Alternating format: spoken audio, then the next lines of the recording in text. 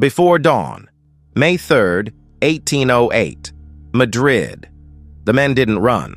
Some of them had never held a weapon. Some had been found in their homes with kitchen knives. One was a tailor. One was a cobbler. One had been a baker who threw a stone at a French soldier the day before. They were given no trial. No charges were formally read. A French military commission had issued a single order.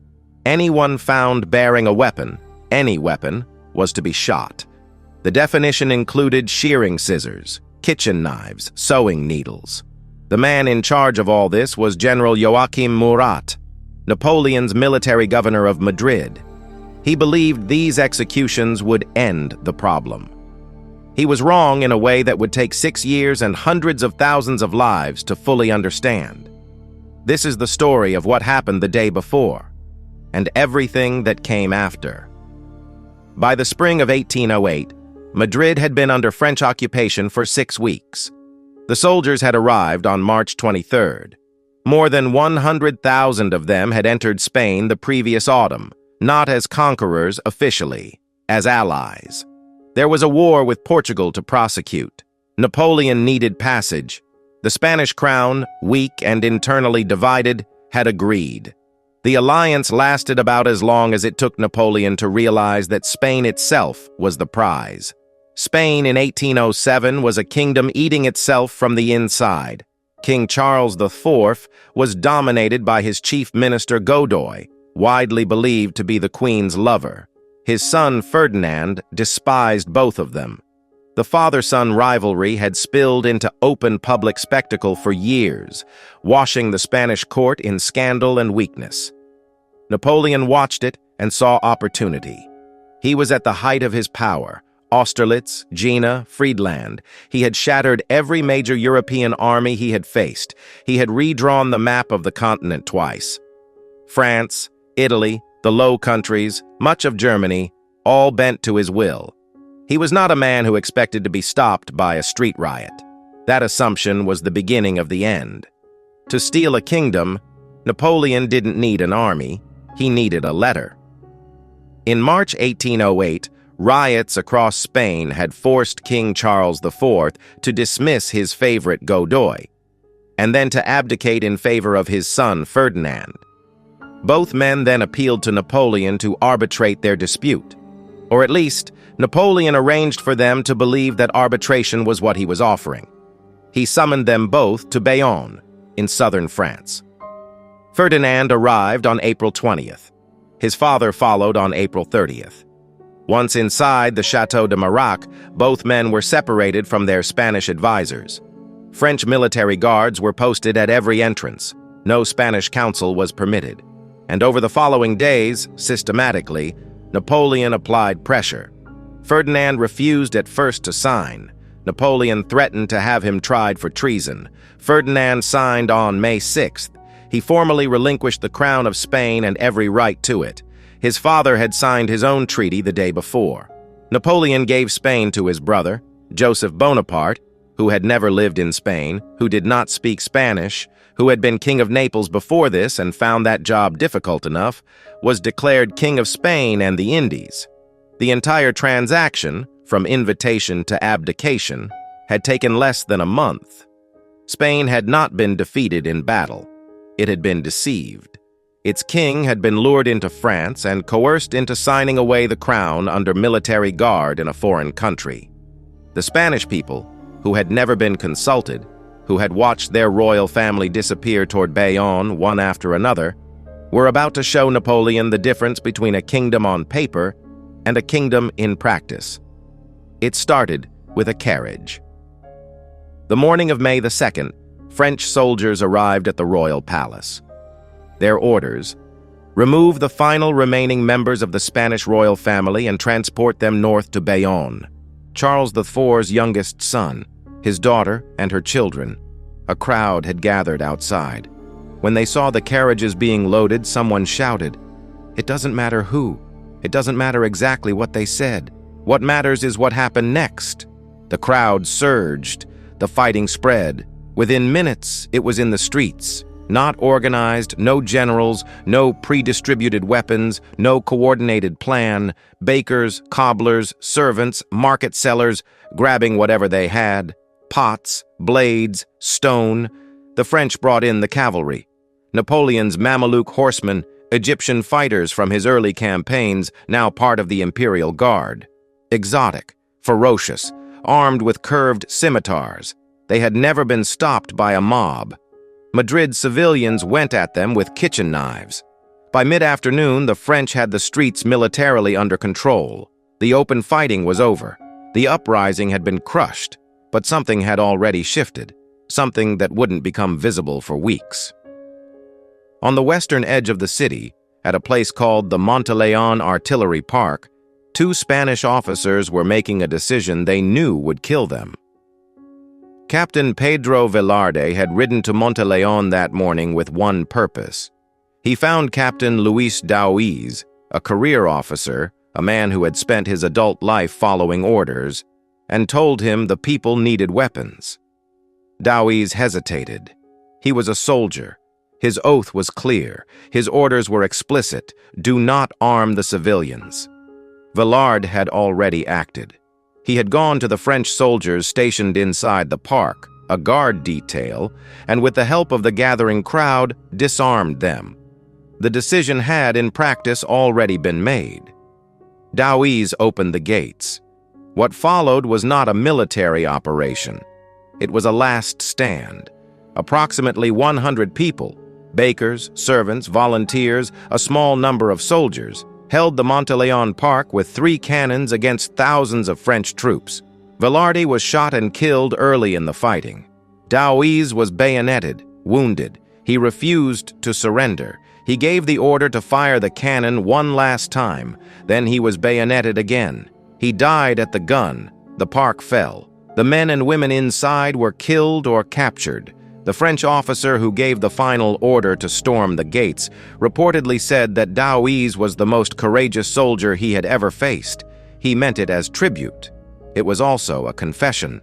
The French had just learned something they desperately did not want to know. These people were not going to stop. General Murat issued his response before the smoke had even cleared. A military commission. Death for anyone captured bearing a weapon. Any weapon.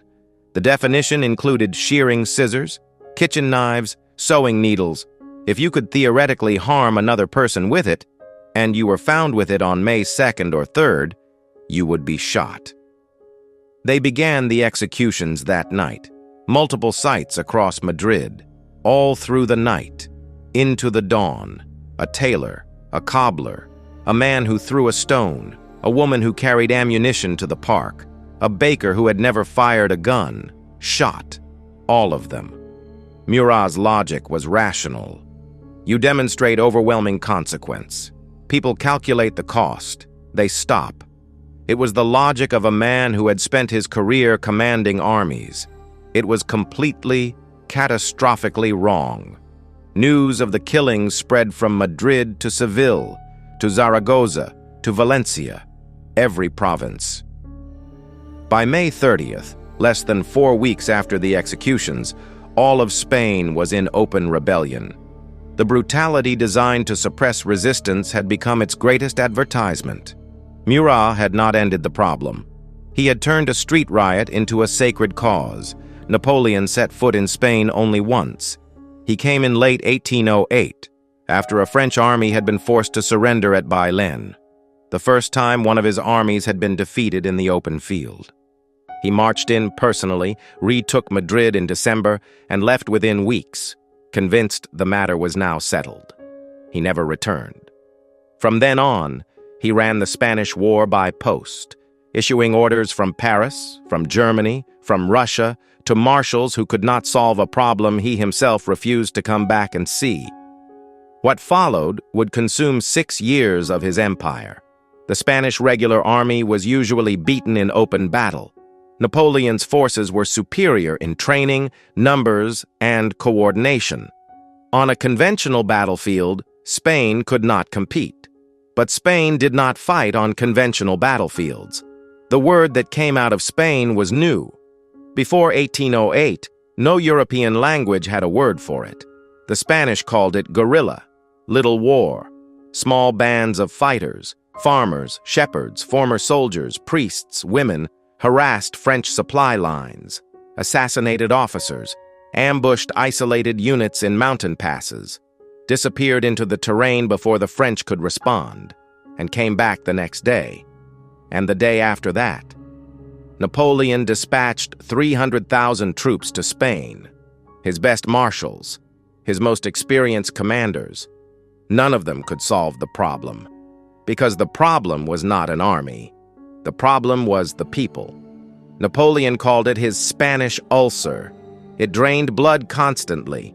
It never healed. The same year he marched 600,000 men into Russia, Spain was still consuming his forces. He went into Russia weakened. He came out of Russia destroyed. Wellington, who had been fighting in Spain since 1808, crossed the Pyrenees into France itself in 1813. Napoleon was fighting on 2 fronts, then 3. He abdicated in 1814. Joseph Bonaparte fled Spain. Ferdinand VII returned from 6 years of French captivity. The Peninsular War was over. 6 years after May 2, 1808. 6 years after a street riot was crushed in one afternoon. And Francisco Goya, who had watched everything, who had continued painting for whoever held power, who had witnessed the executions at Príncipe Pío, petitioned the restored Spanish government to fund 2 paintings. He wanted to commemorate what he had seen. They're called the 2nd of May, 1808, and the 3rd of May, 1808. They're in the Prado, in Madrid. You can go and see them. Look at the 3rd of May, the execution at dawn. The man in the white shirt with his arms thrown wide before the lantern and the rifles. He is not triumphant. Look closely. He is terrified. The men behind him are weeping. A monk prays with his eyes shut. Goya didn't paint a hero. He painted a person about to die, and he understood something that Murat never grasped. The most powerful image of resistance is not rage. It is the face of someone who knows they are about to be killed and cannot stop it. Here is what the standard account gets wrong. It calls the 2 de Mayo a failure. The rebellion lasted 1 day. The French crushed it by evening. The executions proceeded the following dawn. The abdications were signed. Joseph Bonaparte became King of Spain. France held the country militarily for 6 years.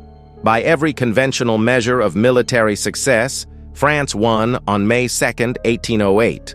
But conquest is not the same as control. Napoleon conquered Spain in a matter of weeks. He never controlled it, not for a single day. Because you can put soldiers in every city in a country and still not govern a people who have decided you have no right to govern them. You can execute hundreds and only harden the resolve of millions. You can win every battle on the battlefield and still lose the war in the streets, the mountains, the supply roads, the kitchens, the churches. The guerrilla warfare that was born in those mountain passes, the word, the concept, the template, has never stopped being used.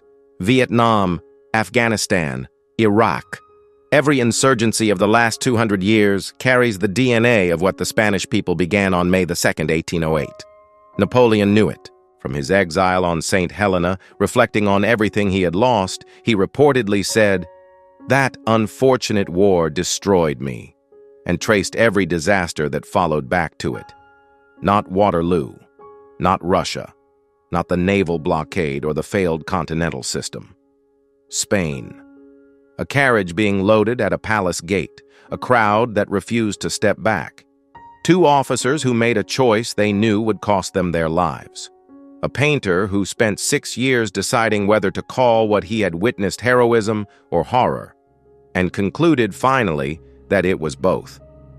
That is what it took to break the most powerful man in the world. Not an army, not a battle, not a treaty, just people who said no. 218 years ago today, men were marched up a hill and shot for owning scissors. The man who ordered it believed it was the end of the problem. It was the beginning of his. If you've spent years reading about Napoleon and never encountered the name 2 de Mayo, that's not an accident. The stories that get told are chosen by the people who survived to tell them. Spain's story was written in Spanish, preserved in paintings in the Prado, and embedded in a single word that passed into every language on earth without anyone remembering where it came from. Guerrilla. Now you know where it came from. If you want more of the stories that history buried, subscribe. There are more than you think, and the next one is waiting for you.